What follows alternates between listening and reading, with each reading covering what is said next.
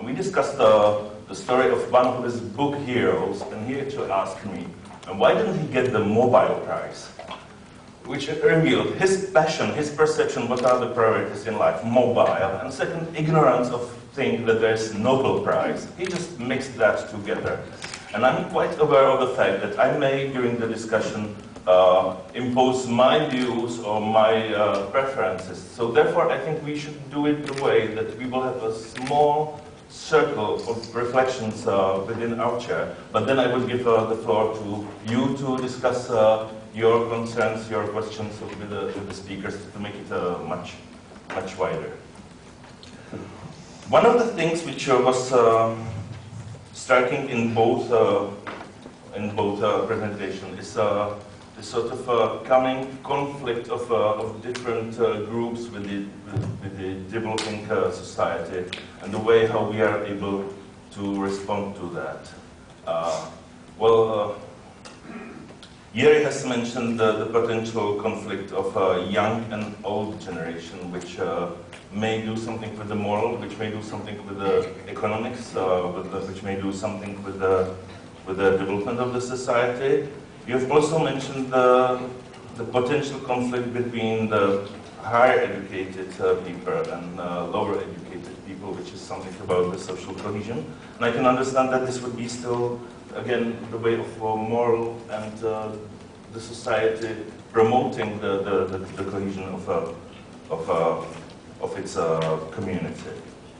At the same time, Europe is not now these days totally alone ivory tower, and there will be pressures and challenges coming from other parts of the world, probably more and more every year, where the model which we have developed, inherited, appreciated in Europe is not that widely appreciated.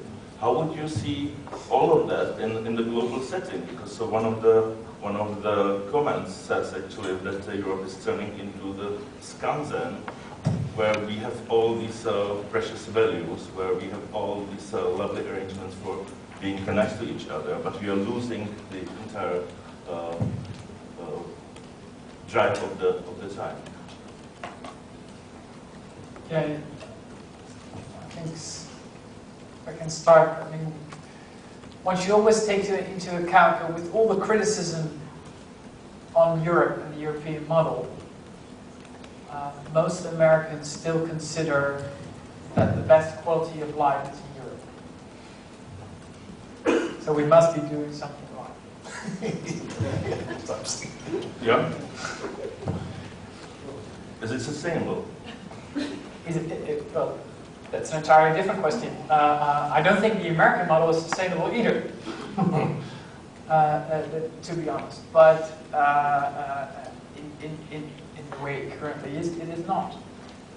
And the two tensions and potential conflicts that I raised are examples of the first dilemma that Jörn Henrik, I think, presented. It has to do with the switching roles, about the reciprocity of generations or of different groups within society supporting each other. And definitely it is also a moral problem, I think, which is indeed inherent to probably the concept of the welfare state or welfare society and even democracy. And with the danger of becoming too philosophical, but if we go back to Alexis de Tocqueville, French philosopher in the 19th century, when he spoke about democracy, he said that the danger of one of the key characteristics of a democracy is actually individualism, because all people are equal.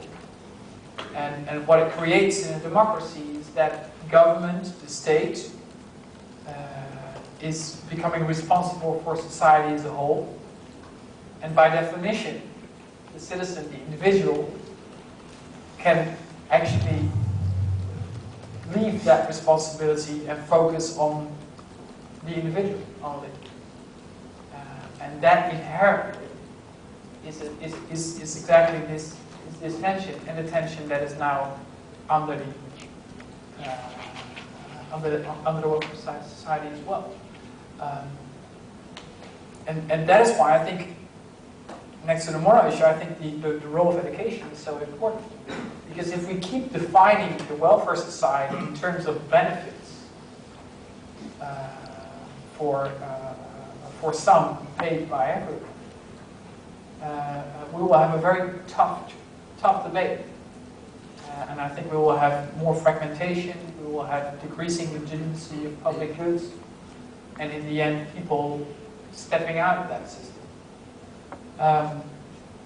So what education could do is also, I think, redefine that debate and say, well, the welfare society is not only about protection, but it's about emancipation.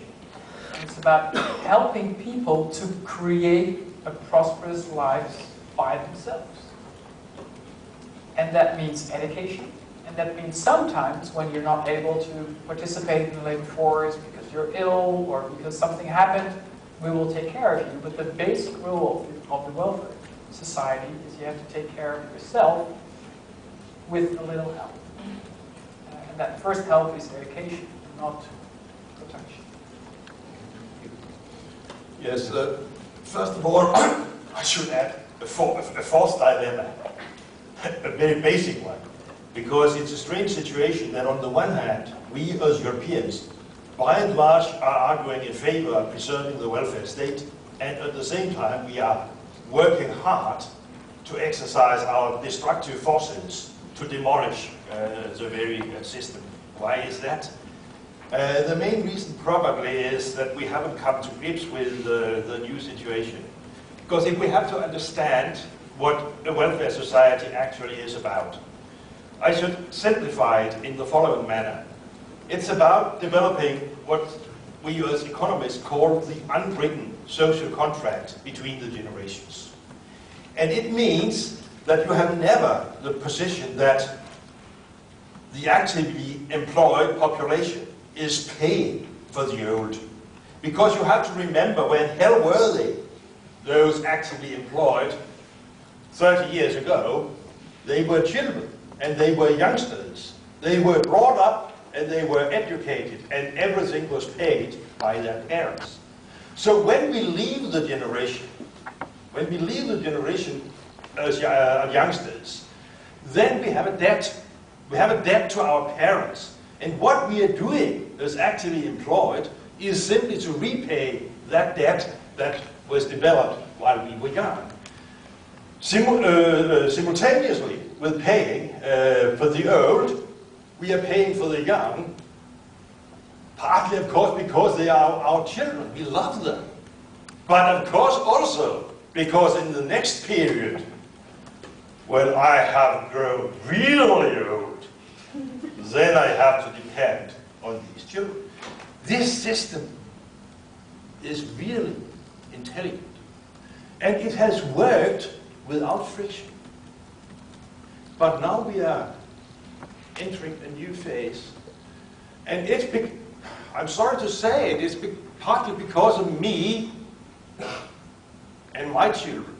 And you can put yourself into the same position. You know, when I was born, look to me, an old man, born in 1944, becoming 68. If you look to the birth rates, we were at the peak at the end of the occupation years. In 1945, the Danes got crazy. They were liberated and they produced children as never before. The largest generation ever seen. But 24 years later, when I had to reproduce myself and my generation, I was so engaged in education and learning that I had time to do what was necessary. So the number of children to which I was father and my wife was mother was quite small. And then it got completely wrong, because when my children in the 80s and the 90s had to reproduce themselves, they couldn't do it. I shall not.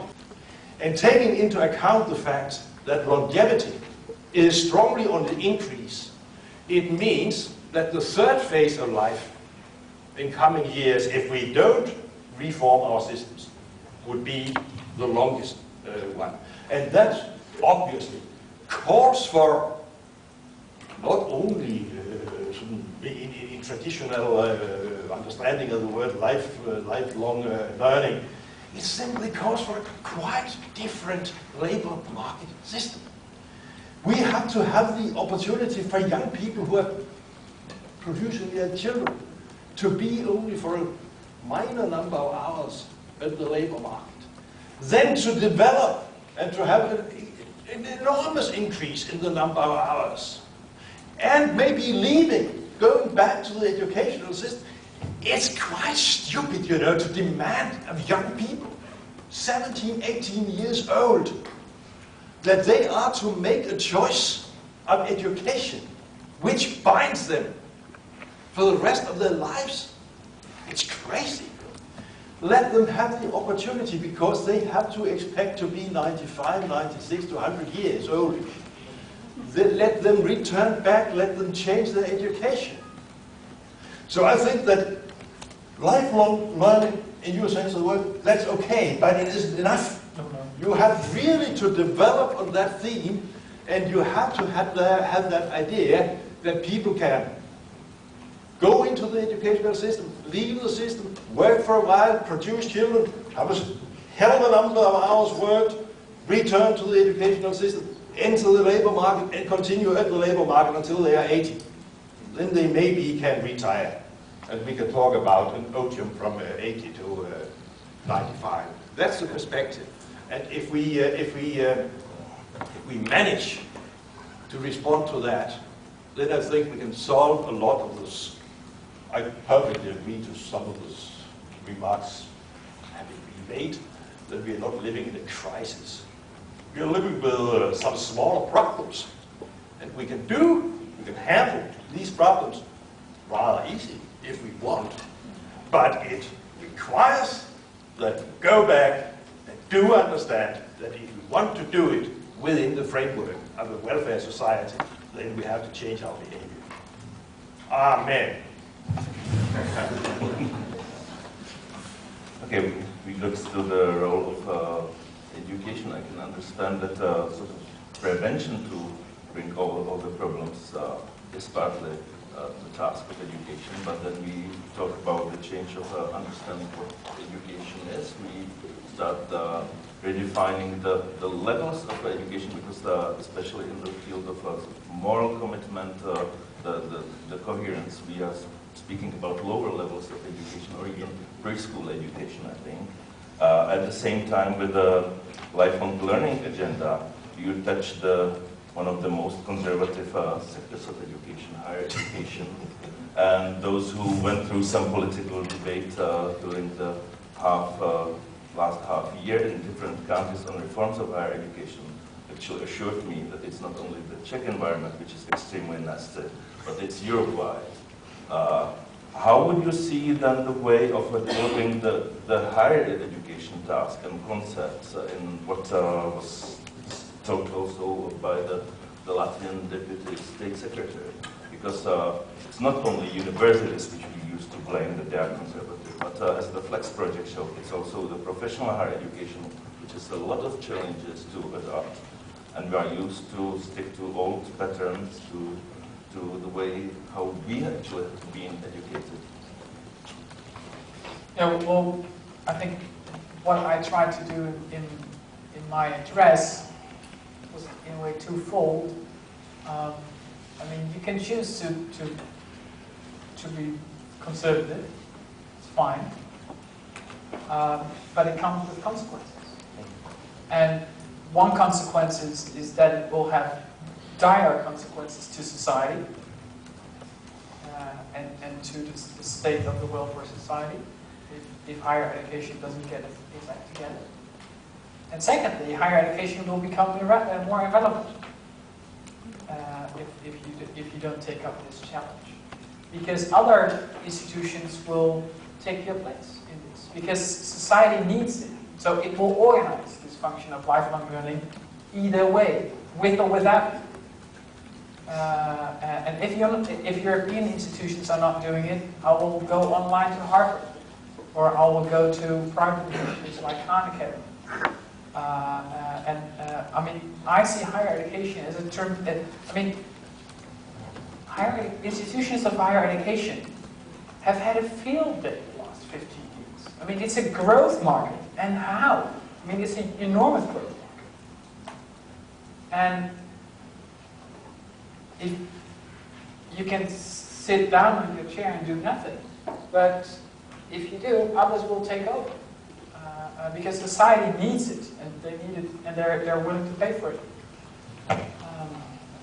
So take that chance.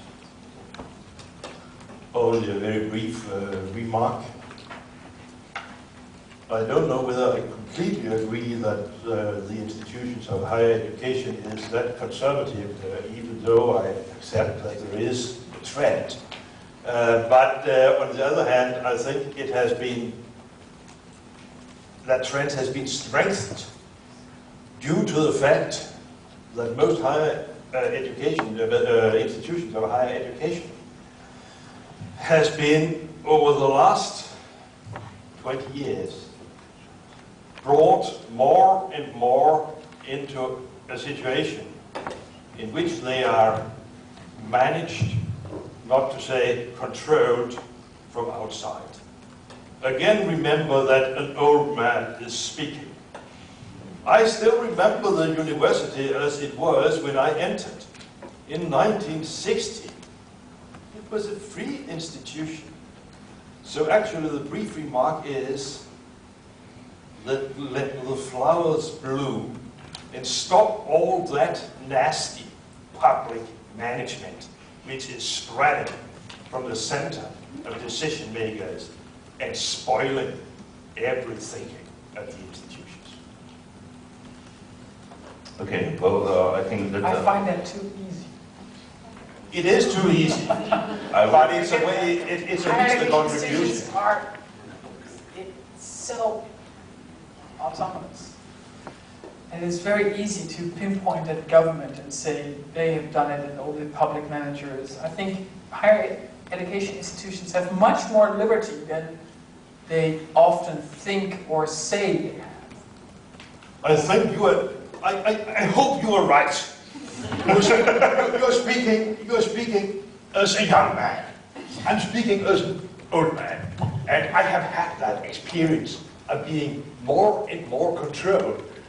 And the only reason why it's possible to live in such a system is that when you have become that old as I have, then you can do whatever you want because no one dare to touch you.